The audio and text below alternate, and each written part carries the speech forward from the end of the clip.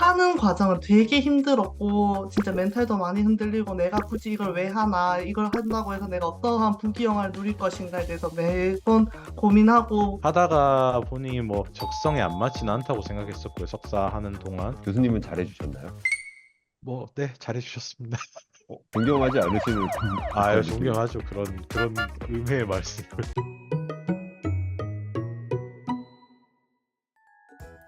안녕하십니까. 취업 전문가 윤성원입니다. 오늘은 경북대학교 대학원을 졸업하고 정출형 기관과 국책연구소에서 일하고 계신 두 분의 동문 선배님을 모셨습니다. 이곳에서 일하기 위해선 어떤 노력과 어떤 준비들이 필요한지 선배님들의 입을 통해 같이 한번 알아보도록 하겠습니다.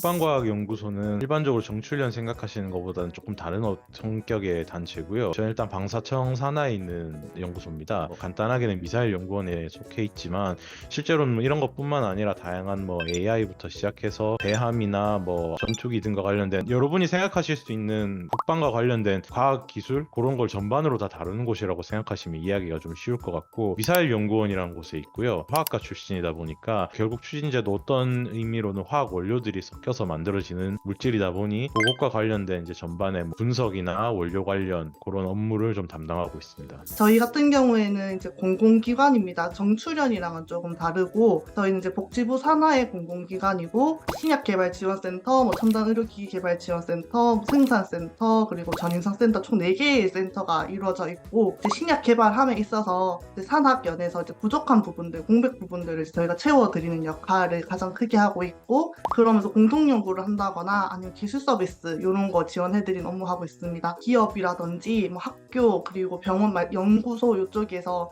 필요로 하실 때 저희가 이제 같이 도움을 드리는 역할을 크게 많이 하고 있고요. 신약 개발함에 있어서 합성하는 게 제일 어렵거든요. 그래서 물질 많이 만들어 드리고 평가해 드리고 뭐 이러한 역할들 저희가 같이 수행한다라고 보시면 될 것 같습니다.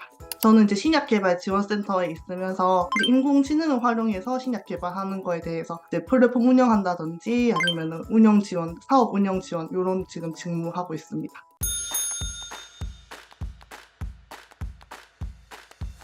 저는 이제 원료 같은 거를 다루는 원료 부서라고 할 수 있는 곳이 있고요. 이쪽은 화학 쪽 지식이 뭐 분석이든 합성이든 아니면 화학적 물질의 서로의 반응성 같은 걸 좀 알고 있다던가 이러면 좀 도움이 되고, 구조 같은 경우에는 외경 같은 거에 이제 겉 포장지나 고분자 물질의 특성을 아시는 분들도 도움이 되고요. 아니면 그런 걸 시뮬레이션 할 수 있는 뭐 유한요소법을 다루실 수 있는 분들도 많이 계시고요. 그런 한 3가지 정도 역량을 가지신 분들이 제일 많이 근처에 계신 것 같습니다. 첫째도 안전이고 둘째도 안전이거든요. 너무 이제 위에서 푸시한다고 막 들어가는 게 아니라 이거는 이런 위험 요소 같은 게 있다고 했을 때 좀 주저하지 않고 말할 수 있는 그런 능력은 있어야 자기 몸을 지킬 수 있지 않나. 사고가 나면 크게 납니다. 이런 작은 거에도 이게 영향을 줄 수 있지 않을까, 어떤 악영향을 줄 수 있지 않을까, 이런 걸 한 번 더 생각해 볼 수 있는 그런 역량 같은 게 좀 필요하지 않나. 지식적인 역량은 일단 신약 개발이라는 전 과정에 대한 전반적인 이해는 다 있어야 된다라고 생각을 하고요. 지금 기획 쪽에 있다 보니까 제일 중요한 거는 앞서 나가는 것, 지금 연구 동향을 파악하고 어떤 연구를 빨리 해야 할지에 대한 미래 먹거리 찾는 것, 그리고 그것을 정리할 수 있는 능력, 남들을 설득할 수 있는 능력, 커뮤니케이션 능력이 되게 중요하다고 생각이 드는데, 그런 거 생각했을 때는 커뮤니케이션 능력을 키우는 것도 뭔가 내가 가질 수 있는 또 다른 장점이고 재능이 될 것 같습니다.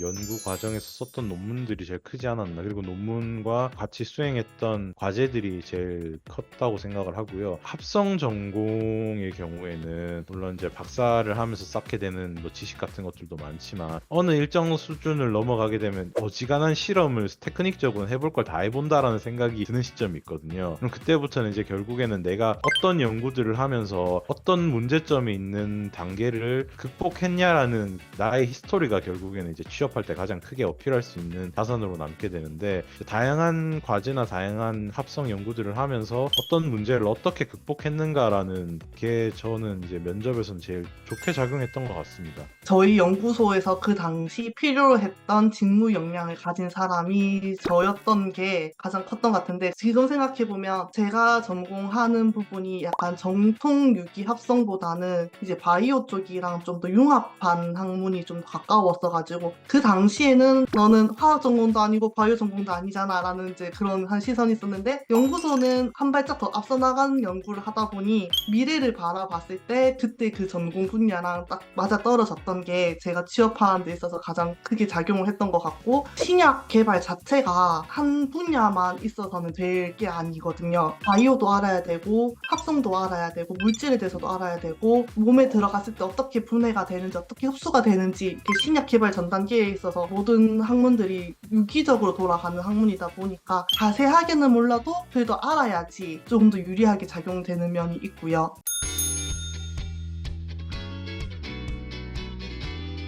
석사 갈 때는 사실 깊은 고민을 했었던 건 아니고요. 석사를 하는 선택지도 있구나 정도의 가벼운 마음으로 일단 시작을 했었습니다. 하다가 보니 뭐 적성에 안 맞지는 않다고 생각했었고요. 석사하는 동안. 그리고 제일 컸던 건 석사 때 들어가면서 제가 맡게 된 일이 있었습니다. 근데 그게 이제 어느 정도 결과를 맺을 수 있는 단계에서 이제 제가 졸업을 하려니까 하던 연구를 좀 마무리를 해야 되겠다라는 욕심이 생겨서, 그래도 연구해봤다고 하면 논문 하나는 써봐야 되는데라는 욕심이 좀 있었던 것 같고요. 그게 아마 정하는 데 좀 컸던 것 같습니다. 제 개인적으로는. 교수님은 잘해주셨나요?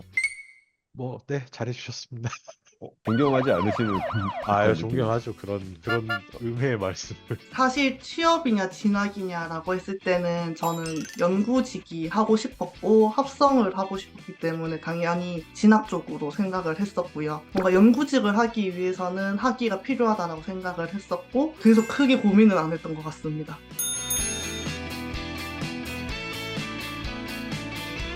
저희 연구소는 특성상 대부분 석사, 박사 출신 분들이 고용이 되는 시스템이다 보니 석사가 출발선이라고 이해를 해주시면 좀 편할 것 같고요. 저희 연구소 같은 경우에는 들어와서 이제 또 박사를 파트로 병행하시는 경우도 있으시고요. 연구직으로 들어오시겠다 하면 대부분 이제 석사는 있으셔야 된다라고 말씀드리고 싶습니다. 연구직을 하려면은 학위는 있어야 된다라고 생각을 하고요. 화학과가 생각보다 취업이 되게 생각보다 잘 되는 과라가지고 학부 졸업을 해서도 충분히 취업이 가능합니다만, 그래도 뭔가 내가 물질을 만들고 싶다, 연구를 하고 싶다라고 하면은 학위는 필수라고 생각을 합니다. 저희 역시도 지금 학사 연구원은 거의 없는 상태고요. 채용 공고에는 물론 학사 취득 후 몇 년 이상인 자에 대해서 이제 있긴 하지만 대부분은 석사, 박사 지금 채용 우대 조건 잡혀 있고, 그래야지 뭔가 앞서 나아갈 수 있다는 장점이 있는 것 같아요.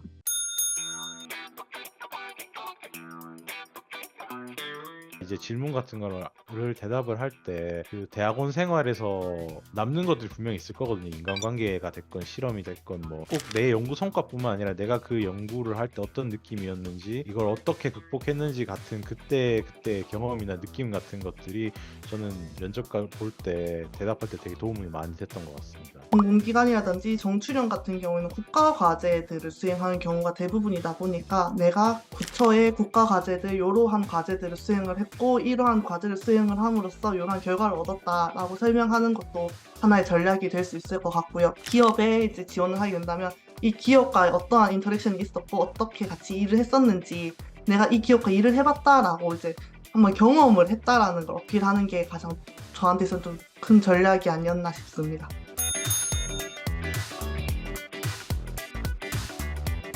석사도 그렇고 박사도 그렇고 하다 보면 1년에 한 6번 정도 때려치우고 싶거든요.